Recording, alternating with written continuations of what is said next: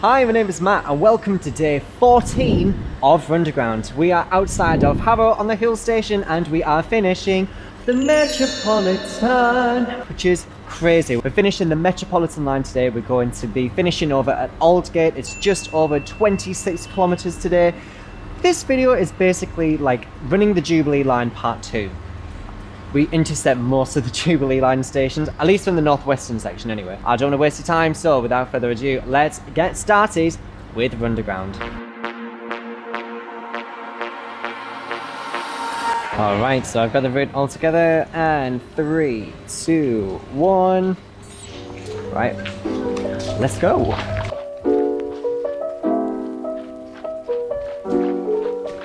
Not even like a couple of 100 meters after Harrow-on-the-Hill, you are met with a hill. I think it's Grove Hill.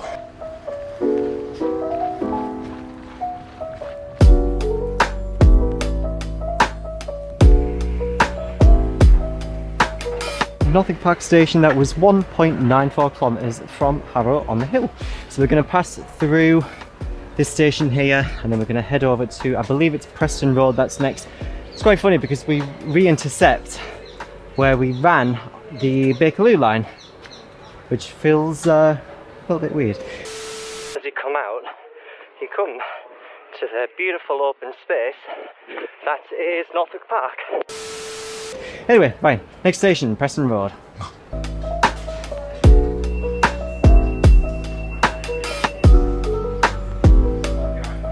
Well, that's pretty cool. So right now we are crossing over the West Coast Main Line. With some pretty cool views.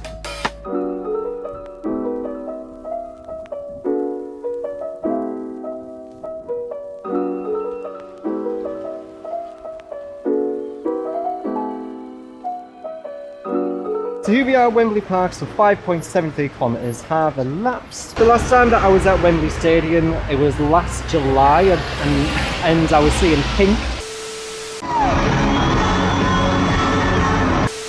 Were any of you at the Pink concert as well? I was there on the second day. There was something wrong with her harness where she was just suspended above the audience and like she wasn't moving. Anyway, right, we're gonna head over to Finchley Road and then we are pretty much intercepting the Jubilee Line stations along the way. So, let's keep going.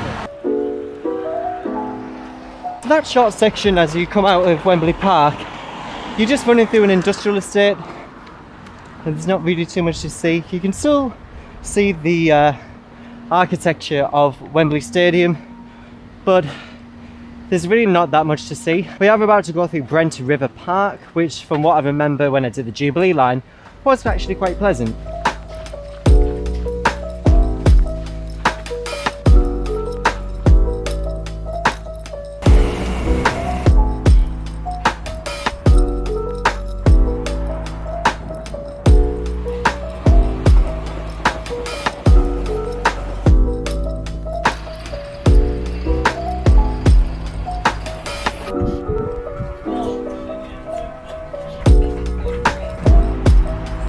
Already, so just behind me is Finchley Road, so 14.85 kilometres have elapsed so far. Anyway, right, so we're heading over to Baker Street and then we're following the road all the way from Baker Street to Aldgate, a section that we have done before.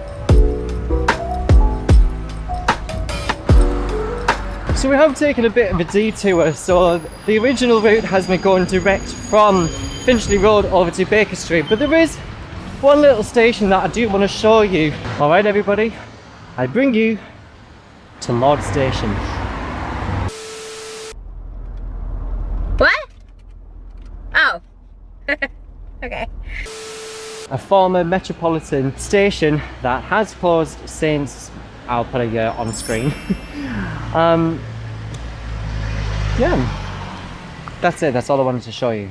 That's literally it. But just over this wall, you do get a glimpse of the Metropolitan Railway.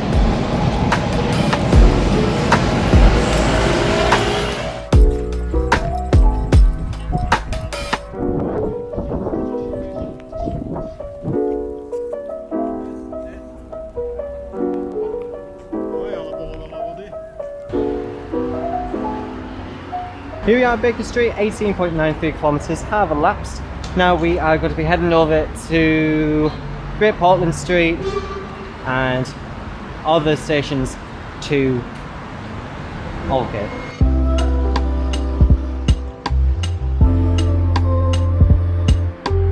And now we're heading over to Great Bristol. No, that's the wrong one. We're heading over to Euston Square.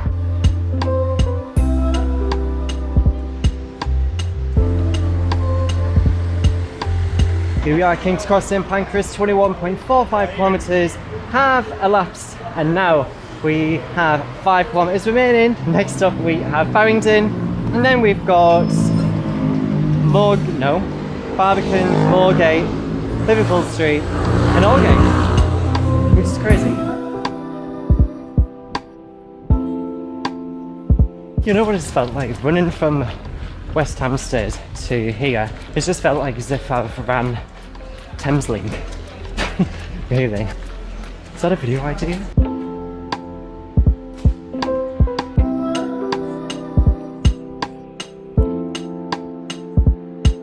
Barbican Station, 24.24 kilometres. We've got 2.3 kilometres remaining. Now for this bit, when I ran this for the Hammersmith and City line, I think I know where it was that I went wrong. I think because I took the upstairs bit and then tried to get across that way, and I don't think that was where I was meant to go. So I'm going to see if there's an easier way for me to do this, because I just completely cocked up last time.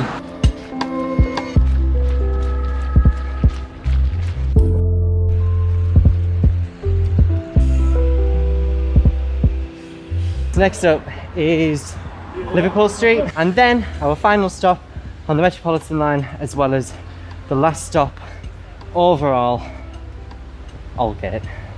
This is crazy, like the Metropolitan Line, mad stuff. Anyway, I'm going to talk more about the route at the end because we're still finishing it off. We've got 700 metres left, which is wild. Yeah, mad stuff. All right. Let's head over to our final station, Aldgate. Oh, why do I feel emotional? This is ridiculous. It's a tube line. I hate to say it. I hope I don't sound ridiculous. I don't know who this man is.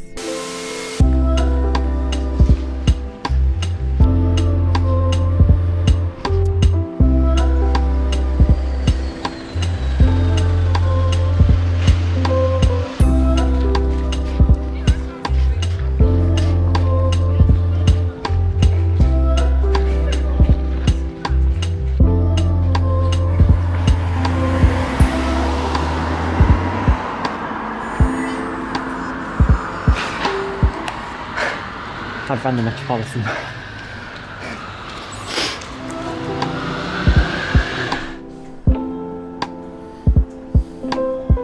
Before I talk about the Metropolitan Line, I want to go back to a certain spot which I want to go back to.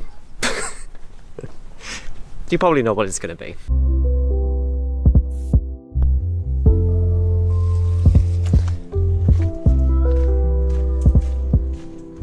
I look forward to going back over there because I said the first time I come here, I was looking forward to going back.